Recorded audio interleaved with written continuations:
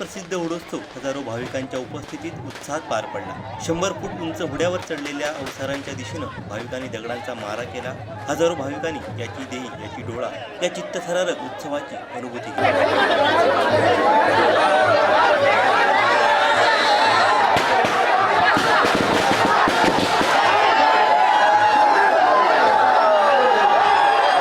रोंबाट, वाघ शिकार, घोडेमोडणी हे विशेष आकर्षण ठरले।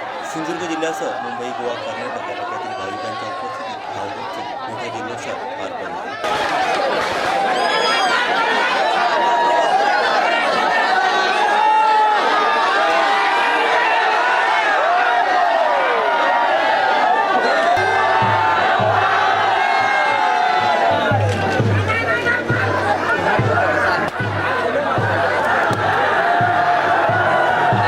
जगप्रसिद्ध असा कुणकेरीचा होडोत्सव मोठ्या उत्साहात पार पडतोय। आपण इथे दृश्य पाहत असाल तर या गगनचुंबी अशा 100 फुटी होड्यावर जे अवसार चढलेले आहेत, दगड मारण्याचा जो पारंपरिक रीतिरिवाजाप्रमाणे जो कार्यक्रम आहे तो पार पडलेला आहे आणि जे अवसार आहेत ते आता या 100 फुटी गगनचुंबी अशा होड्यावरनं खाली उतरताना आपल्याला पाहायला मिळतात। खरं तर कोलगाव, कुणकेरी आणि आंबेगाव अशा ह्या 3 गावांचा हा उत्सव म्हणून याकडे बघितलं जातं। कुणकेरीची देवी भावई असेल, कोलगावचा देव कलेश्वर असेल आणि आंबेगावचा क्षेत्रपाल या 3 देवांची म्हणजे भावा बहिणीची भेट झाल्यानंतर जे रोंबाट आहे ते या स्थळी येतं आणि ह्या 100 फुटी गगनचुंबी घोड्यावर हे अवसार चढतात आणि हा चित्तथरारक लक्षवेधी असा एक सोहळा या निमित्तानं पाहायला मिळतो। हजारो भाविक अगदी महाराष्ट्र, गोवा आणि कर्नाटक राज्यातनं सुद्धा हे पाहायला येतात। देश विदेशातनं सुद्धा काही लोक विशेषतः हा सोहळा पाहण्यासाठी येतात। एवढंच नव्हे तर इथल्या काही ज्या परंपरा आहेत त्या जोपासण्यासाठी लंडनवरनं सुद्धा इथले भूमिपुत्र जे आहेत ते आपली परंपरा जोपासण्यासाठी गावामध्ये येतात। वाघ खेळ असेल किंवा घोडेमोडणी असेल असे जे कार्यक्रम आहेत